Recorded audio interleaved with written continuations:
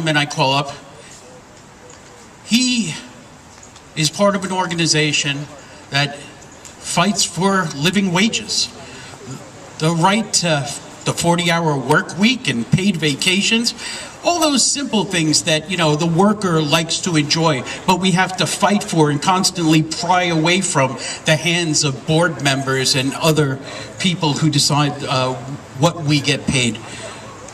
So this gentleman is from the North Central Florida CLC, which is the Central Labor Council.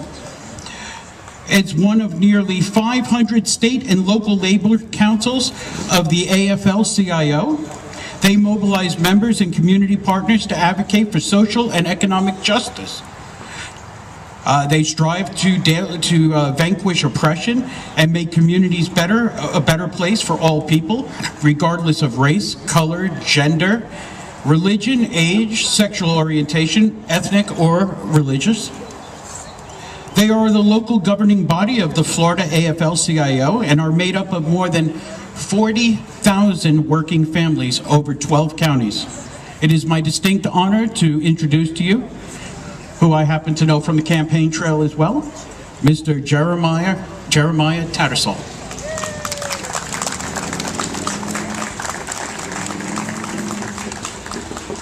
Good evening, everyone. My name is Jeremiah Tattersall. I am the field director for the North Central Florida Central Labor Council, which, as you just heard, is the 12 counties in the North Central Florida area. So this is Alachua, Marion, Putnam County, those are the big ones, and then also Gilchrist, Dixie, Union, Bradford area, those counties too. So a lot of smaller counties. I want to thank Awake the State for putting this on. I remember the first Awake the State when it happened. It's kind of had me thinking a little bit about what we're doing here. Governor Scott was elected, and we saw his agenda, and so we awoke the state. And that's where the first Awake the State happened. And we're coming off of a presidency that was just announced, and Governor Scott is going to be running for senator, and it's really important that we're still continuing the Awake the State right now. I want to talk a little bit about some of the issues that are affecting working families and that the state legislator is going to be going after. The most pressing issue is the budget. How complicated can a budget be when the House, the Senate, and the governor are all Republicans, but they are fighting tooth and nail about everything? Now, the governor's budget is looking to cut $618 million in taxes, most of which is coming from commercial leases. They're going to want to cut commercial leases and how much people have to pay with that. And the reason why the governor is suggesting this is because he says we have a giant surplus. Now, when I think of surplus, I think of what is left over after all of our needs are met.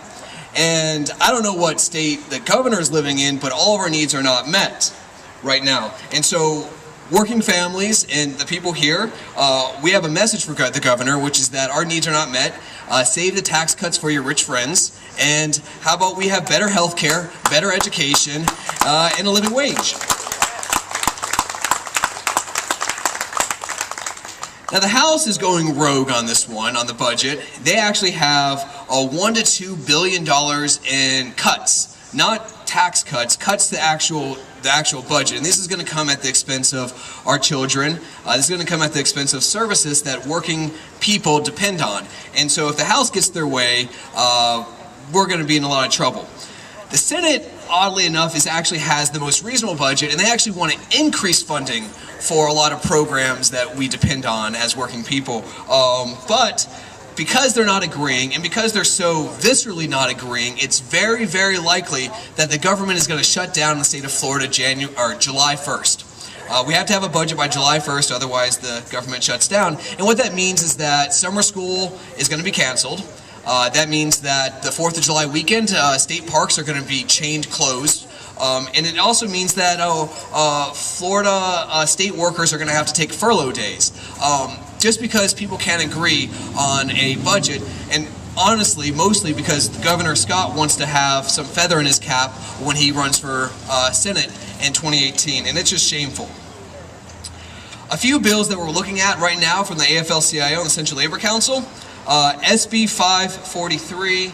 This is actually a bill by our very own state senator, Keith Perry. And this bill would take away local hiring preferences and local minimum wage ordinances all over the place. So, for example, if Ocala is saying we want to build something and it's our taxpayer money that's going to finance this construction project, these construction workers need to be from the Ocala area. That's a basic requirement. It makes sense. Or Ocala contracts out some workers and say you have to pay them at least the same amount that we pay our workers here. So you're not paying people $8, $10 an hour to do work that you're paying people $12 an hour inside City Hall. These are actual ordinances that exist around the state, and Keith Perry wants to take those away. So this is something that might actually pass this year, and this is something that we're going to have to fight tooth and nail. Now there's a pair of bills, HB 17 and HB 1158, that's like that on steroids. It would get rid of any local control of any regulation that has to do with anything to do with businesses.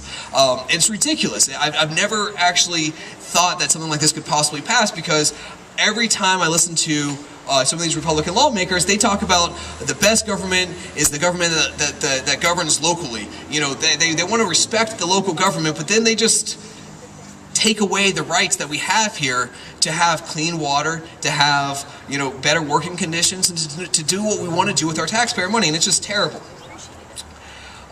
There's a bill, SB 1292, that we're following right now. This would decertify any public sector union that falls below 50% membership. They make it hard to organize a union. They make it hard to take dues out of a union. They make it hard to talk to workers, and now they're trying to take away our right to collectively bargain. It's shameful. Florida is one of the, I think maybe the only state in the nation that has the right to collectively bargain in our Constitution, yet they do everything they can to hamper unions from actually exerting worker power. I have a few more bills I want to talk about just briefly. SB 856 and HB 373 would eliminate the protections for teachers to have automatic contract renewal. We heard about that earlier with Chris. This is one of the most mean-spirited bills I've ever heard. I mean, as Chris said, trust teachers. When you trust teachers to teach, they'll actually teach. It's common sense. And one of the things about trusting teachers is to make sure they have job security. Now some good bills here. I have three good bills, because I gave you a bunch of really bad ones. So three good bills that we support. One of them is one we heard about earlier from the Sierra Club, SB 442 and HB 451. And this is a bill that the AFL-CIO wholeheartedly supports. It's a ban on fracking. We're going to pass it this year, and we're going to stop fracking in the state of Florida. Another one is SB 410 and HB 319. This is the Helen Gordon Davis Fair Pay Protection Bill. Now this bill is long overdue. Women in the state of Florida make 78 cents to the dollar that a man makes. Did you guys know that? Did you guys know that Latino women make 54 cents to the dollar that a man makes? This is just shameful, and this bill would address this and help close that gender gap. Another bill, SB 666, 8/HB 623. This is another pro-worker bill called the Florida Competitive Workforce Act. This is long overdue. We have a good chance of this getting passed this year. And what it would do, it would add protections for LGBTQ plus people to the Florida Civil Rights Act, which would be fantastic. We need to protect our people regardless of gender identity or sexual orientation from discrimination, and we can do that here in Florida. So these are some of the bills that we're looking at, some good, a lot bad. What can we do about these? I've always asked the what if button. I mean, you came out to this rally not just to get informed, but also to get plugged in. I have some sign-in sheets over here from the Florida AFL-CIO. We have a program called the Working Family Lobby Corps.